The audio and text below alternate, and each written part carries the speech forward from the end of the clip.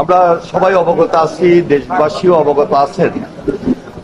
16 March দিনাজপুরের কাহারোল উপজেলার সাহাপাড়া খাল খনন কর্মসূচি উদ্বোধন করবেন এবং আগামীকাল সকাল 10টায় মাননীয় প্রধানমন্ত্রী দিনাজপুরের উদ্দেশ্যে রওনা দিবেন। তিনি সৈয়দপুর এয়ারপোর্টে সকাল 10টায় যখন পৌঁছবেন, এর পরবর্তীতে সবার আগে বাংলাদেশ এই স্লোগান সম্বলিত যে বাসটি রয়েছে ওই বাসটি করে যেখানে খাল খনন অনুষ্ঠিত হবে, উদ্বোধনের কাজ হাতে নেওয়া হয়েছে, সেখানে যাবেন এবং আমরা আশা করছি যে খাল খনন কর্মসূচি উদ্বোধন শেষে এবং পাশেই সেখানে একটা জনসভা, সেই জনসভায় তিনি গুরুত্বপূর্ণ বক্তব্য রাখবেন। এর পরবর্তীতে দিনাজপুরে সুধী সমাবেশে তিনি অংশগ্রহণ করবেন এবং ওনার মাননীয় প্রধানমন্ত্রীর নানা নানি এবং খালার পদযাত্রার মাধ্যমে এই প্রোগ্রামটি শেষ হবে। একটা সমাবেশ হবে আর একটা সুধী সমাবেশ হবে। দেখুন, প্রেসিডেন্ট জিয়া রহমান তার জীবদ্দশায় খাল খনন কর্মসূচি হাতে নিয়েছিলেন জনগণের সুবিধা, জনগুরুত্বপূর্ণ এবং জনদাবিকে সম্মান শ্রদ্ধা রেখেই। এটা একটা কর্মসূচি, এটা একটা বিপ্লব, একটা আন্দোলন। দীর্ঘদিন আমরা এই বিপ্লবে আন্দোলন থেকে বঞ্চিত ছিলাম। বিভিন্ন সময়ে আমরা লক্ষ্য করেছি, বিভিন্ন সরকারের সময় খাল খনন প্রক্রিয়া করতে গিয়ে অনেকে বাধাগ্রস্ত হয়েছেন। সেখানে অবৈধ স্থাপনা গড়ে উঠেছিল, সেখানে অনেকে দখল করে রেখেছেন বা অনেক সময় অনেক সরকার এই ধরনের কর্মসূচি হাতে নেন নাই। আজকে আমাদের নির্বাচিত সরকার জনাব তারেক রহমানের নেতৃত্বে আমরা প্রেসিডেন্ট জিয়া রহমানের অসমাপ্ত কাজ এবং দেশনেত্রী বেগম খালেদা জিয়ার অসমাপ্ত যে কর্মসূচি রয়েছে সেগুলাকে সমাপ্তকরণের জন্য আমরা খুব জোরালোভাবে এই কর্মসূচি হাতে নিয়েছি এবং এই কর্মসূচি শুধু একটা আন্দোলন বা একটা বিপ্লবের মধ্যেই থাকবে না, একটা গণজাগরণের মধ্য দিয়ে আমরা জনগণের পাশে থেকে এই কর্মসূচিটাকে অব্যাহত রাখবো, যেখান থেকে আমরা বেনিফিট পাবো, সুবিধা পাবো। যে জনগণ কিভাবে সেখানে খাল খনন কর্মসূচির যে সুবিধা, যেমন সেচের মাধ্যমে উৎপাদন প্রক্রিয়াকে আমরা আরো উৎপাদন দ্বিগুণ করতে পারি, মাছের চাষ হবে, তারপরে খালের দুই পাড়ে গাছের ফলন হবে, আমাদের যে জলাবদ্ধতা দূর হবে, সব দিক মিলিয়ে এই দেশের মানুষ সম্পূর্ণভাবে সুবিধাটুকু পাবে এবং সম্পূর্ণ সুবিধাটুকু পাবে। সেই সুবিধাটুকু আমরা জনগণের দোরগোড়ায় পৌঁছে দিতে চাই। সেখানে সবার সহযোগিতা এবং আন্তরিকতা বিশেষভাবে প্রয়োজন।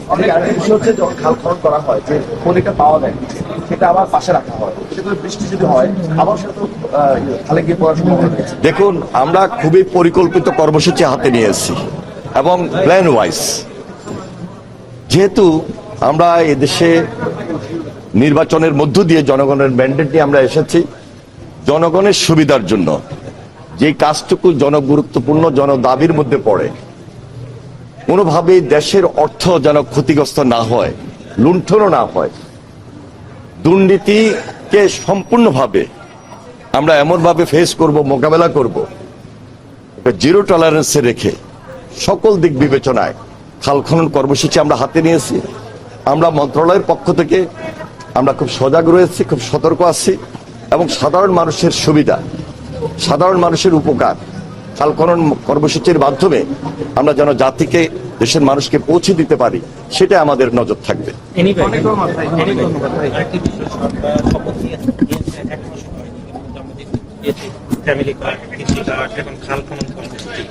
এই ইস্তেহার যেগুলো ছিল, নির্বাচনী ইস্তেহার, সেগুলো তার বদ্ধপরিকর, এই বিষয়গুলো আসলে কিভাবে সরকার দেখছে? আমরা ডে 1 থেকে কাজ শুরু করেছি এবং 180 দিনকে সামনে টার্গেট রেখে অনেকগুলা কর্মসূচি আমরা হাতে নিয়েছি। তার মধ্যে খাল খনন কর্মসূচিটা খুব উল্লেখযোগ্য এবং এই খাল খনন কর্মসূচির মাধ্যমে জাতির আশা, জাতির প্রত্যাশা যে তারা অনেক সুবিধা পাবে, সেই সুবিধাটুকু আমরা মানুষের দোরগোড়ায় পৌঁছে দিতে চাই।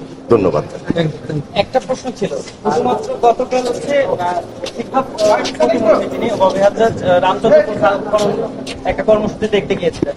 তো রামচন্দ্রপুর খালে আমরা যেটা দেখেছি যে ওইখানে জনতার বাজার নামের একটা বাজার আছে এবং অন্যান্য দখলদারিত্ব বিষয় আছে, এইটা কিন্তু সরকারি উদ্যোগেই করা হয়েছে। এইগুলোকে আসলে উচ্ছেদ করা হবে কিনা আপনাদের? আগামীকালকে আমাদের যে কর্মসূচি রয়েছে, এটা 54টা জেলায় একসঙ্গে 54টা খাল খনন অথবা পুনঃখননের মাধ্যমে এই কর্মসূচি উদ্বোধন হবে। মাননীয় প্রধানমন্ত্রী দিনাজপুরের কাহারোল উপজেলার সাহাপাড়া খালটি যখনই উদ্বোধন করবেন, এর পাশাপাশি অন্যান্য জেলায় মাননীয় মন্ত্রী প্রতিমন্ত্রীগণ বিভিন্ন জেলায় এই কর্মসূচি হাতে নিয়েছেন, উদ্বোধন করবেন। এবং এই কর্মসূচি হাতে নেওয়ার কারণে, স্বাভাবিক কারণেই আমি আগেও বলেছি, এখনো বলছি, যে অনেক প্রতিবন্ধকতা, অনেক জায়গায় অনেক খাল দখল হয়েছে, সে দখল মুক্ত করা, বর্জ্য আবর্জনার স্তূপ জমে আসছে, সেগুলা অপসারণ করা, সব দিক বিবেচনা করে আমরা কিভাবে আমাদের কর্মসূচি, আমাদের টার্গেট অনুযায়ী আমরা বুঝতে পারি, সেই দিকে আমাদের বিশেষ নজর থাকবে। এবং তার জন্য যা যা করার দরকার সেই দায়িত্বটুকু আমরা গ্রহণ করব জনগণের স্বার্থে, জনগণের প্রয়োজনে। 54টা জেলায় 54টা জেলায় দিনাজপুরের যে সমাবেশটা হবে, এটা সাহাপাড়ার যে খাল, এই খালের পাড়েই সেটা কাহারোল উপজেলার সমাবেশ, সেখানে অনুষ্ঠিত হবে। সুধী সমাবেশ জেলা দিনাজপুর জেলায় টাউন হেডকোয়ার্টারে অনুষ্ঠিত হবে। ধন্যবাদ।